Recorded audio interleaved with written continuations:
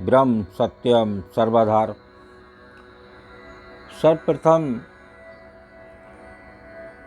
आज का अंग है मन को अंग। तो सबसे पहले कबीरदास जी मन के बारे में क्या संदेश दे रहे हैं, तत्पश्चात वाणी के माध्यम से इस अंग से क्या विचार है एक संत कबीरदास जी का, उसको श्रवण करते हैं। तो मन को जाने मन क्या है, मन से क्या क्या कष्ट होते हैं, क्या तकलीफ़ देता है मन, क्या फ़ायदे देता है मन। तो देखिए, मन मानवता का केंद्र है। मन मानवता का केंद्र है। मनुष्य की पशुता और दानवता का केंद्र भी मन ही है। मनुष्य के रजस, देवों के सत्व एवं दानवों के तम मन में ही तो हैं।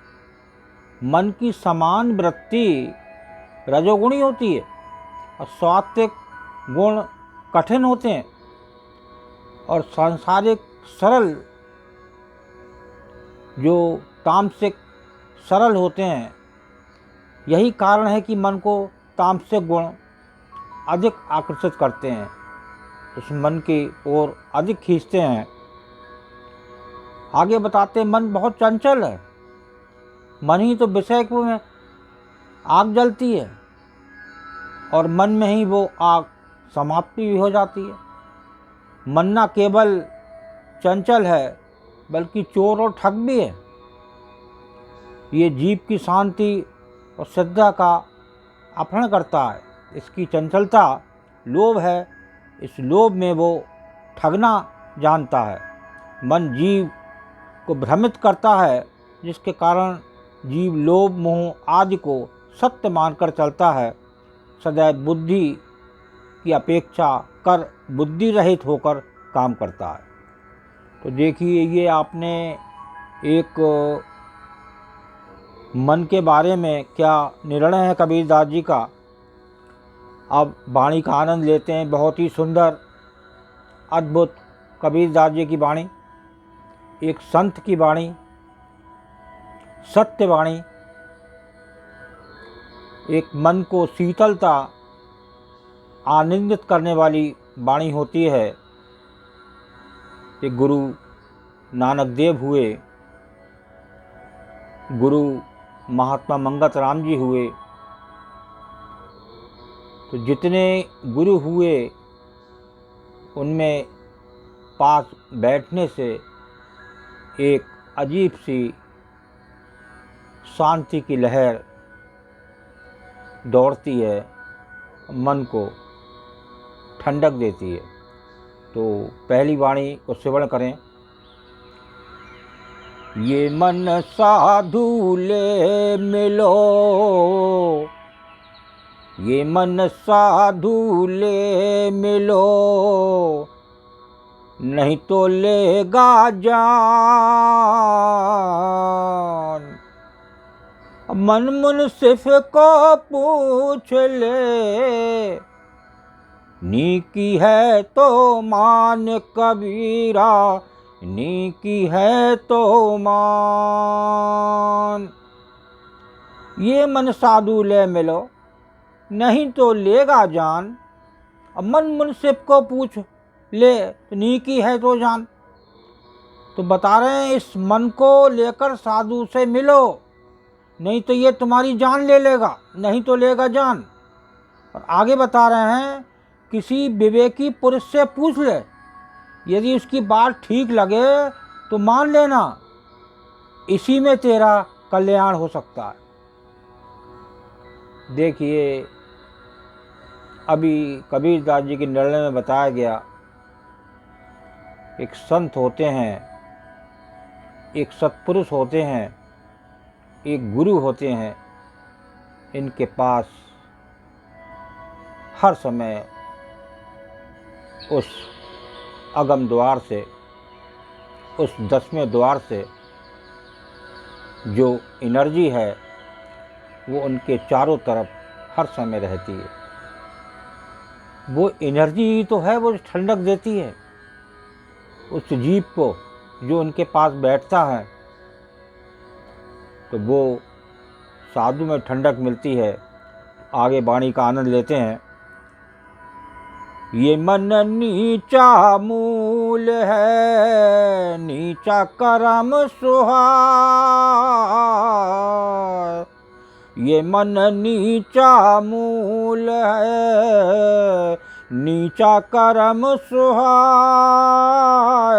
और अमृत छाड़े मान कर, विषही प्रीत करि खाए। कबीरा विषय प्रीत करि खाए।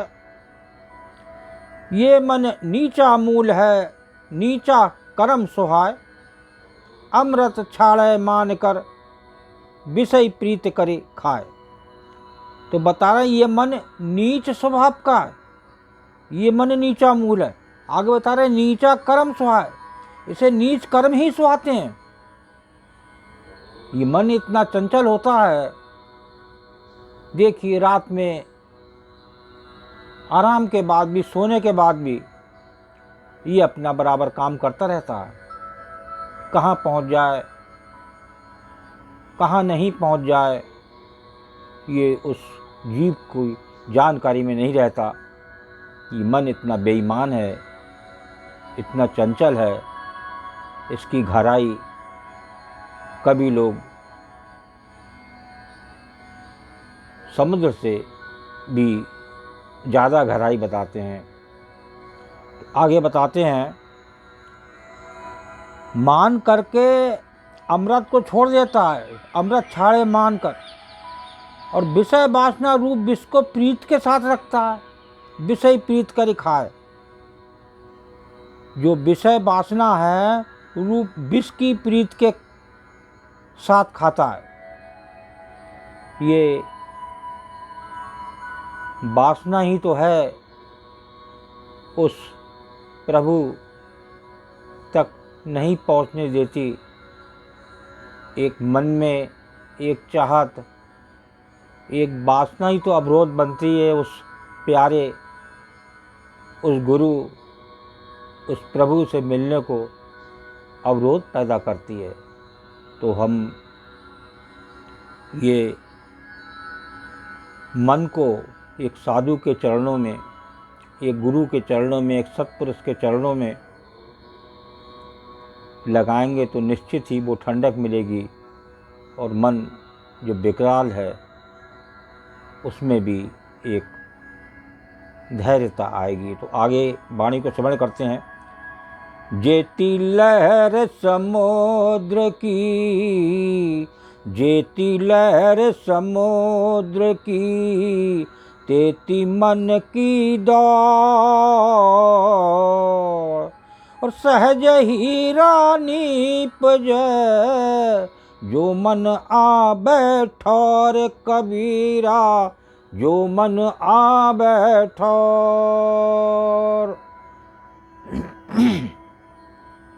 जेती लहर समुद्र की, तेती मन की दौड़।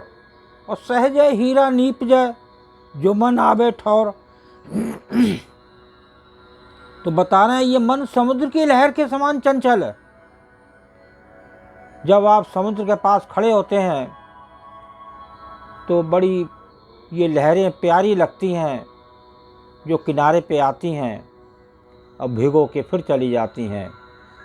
तो उन लहरों की तरह इस समुद्र की तरह इस मन का वर्णन हो रहा है संत कबीर जी द्वारा।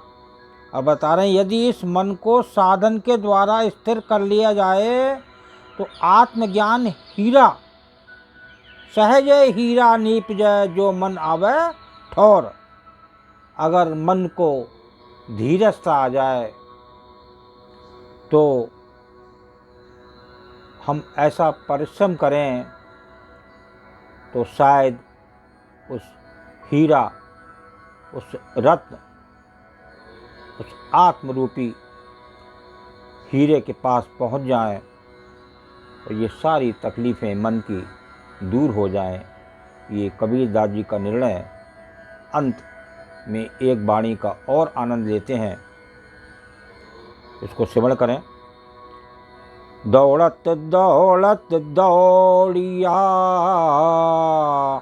दौड़त दौड़त दौड़िया, जेती मन को दौड़, दौड़ थके मन थिर भया, वस्तु ठौर की ठौर कबीरा, वस्तु ठौर की ठौर। दौड़त दौड़त दौड़िया, जेती मन को दौड़, दौड़ थके मन थिर भया, वस्तु ठौर की ठौर। बहुत ही सुंदर अद्भुत कबीरदास जी की वाणी। देखिए क्या दौड़ लिया है इस अंतवाणी में, इसको श्रवण करते हैं। जहाँ तक मन की दौड़ है वहाँ तक दौड़ता है, जहाँ तक मन की दौड़ है वहाँ तक दौड़ता है। दौड़त दौड़त दौड़िया, जेती मन को दौड़।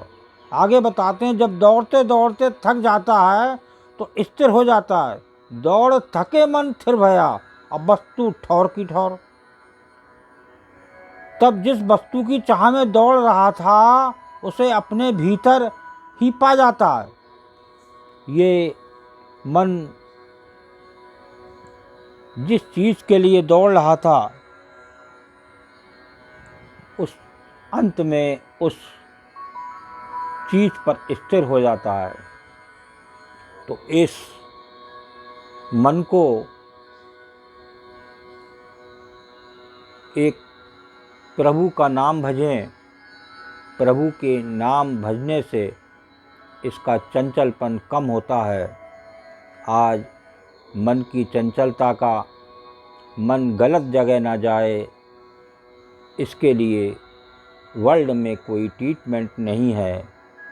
ट्रीटमेंट है तो उस प्रभु को भजने में, गुरु की शरण में, सत्संग में, एक साधु के मिलन से।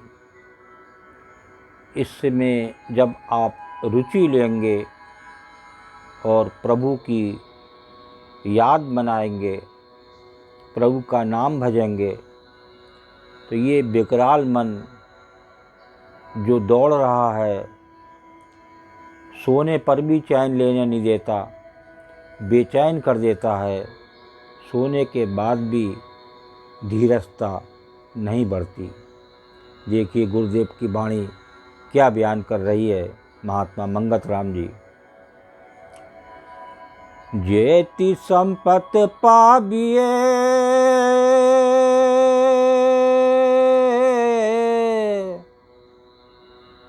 उतना घना कलेश,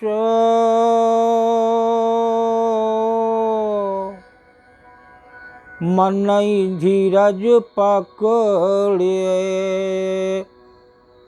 दुखिया रहत हमेशा।